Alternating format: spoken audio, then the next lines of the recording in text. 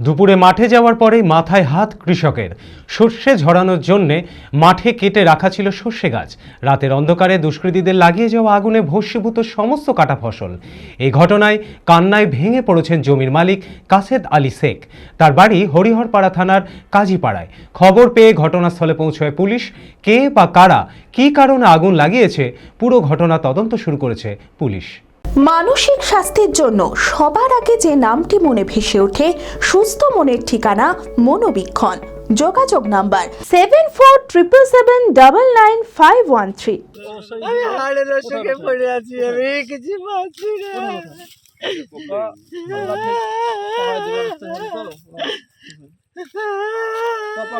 রাতের অন্ধকারে দুষ্কৃতীদের লাগিয়ে দেওয়া আগুনে ভস্মীভূত হয়ে যায় কৃষক কাসেদ আলী শেখের জমির কাটা সমস্ত ফসল। ঘটনাটি ঘটেছে হরিহরপাড়া থানার মণ্ডলপাড়া এলাকায়।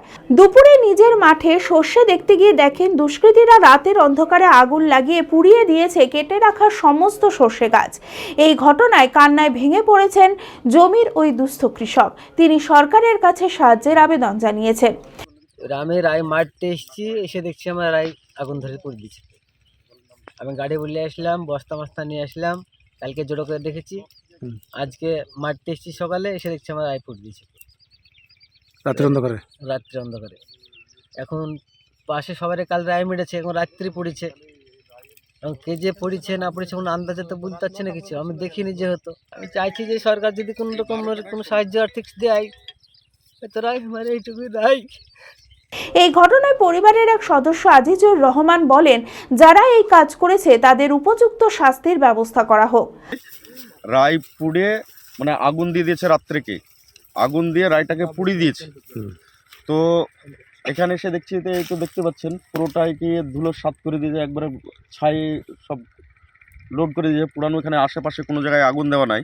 বর্তমানে আমি এখানে এসেই হতভঙ্গ হয়ে যাচ্ছি যে এই রকম নোংরামি কাজ যারা করেছেন, একদম গরিব মানুষ এটুকু চাষবাস করে এইটুকুই ওর রায়, সারা বছরের খাবার, সেটা যাতে সরকার এবং আমরা সবাই মিলে আলোচনা করে তার একটু কিছু ব্যবস্থা করতে পারি। স্থানীয় বাসিন্দা আনারুল শেখ বলেন যে যারা আগুন লাগিয়েছে তারা পরিকল্পিতভাবে আগুন লাগিয়েছে।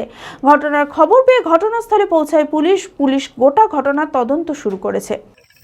ফলে আমরা সুব্যবস্থা চাই, প্রশাসনের কাছে আমরা দাবি করব এবং এফআইআর করব। ফলে দলের আমাদের নেতা বলল আজিজুল রহমান শেখ, সে আমার অঞ্চল সভাপতির সদস্য একজন, এবং তো ঘটনা হয়েছে আমি তার ভাই বলছি আনারুল শেখ। এর প্রমাণ যেন আমরা সরকার থেকে পাই। খোলা আকাশ অনেক তারার মাঝে, রামধনু রঙে যেখানে সবাই সাজে।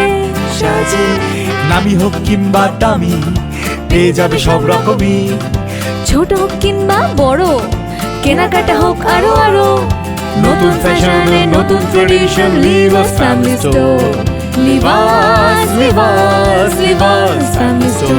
লিবাস কাতাই বহরমপুর মুর্শিদাবাদ।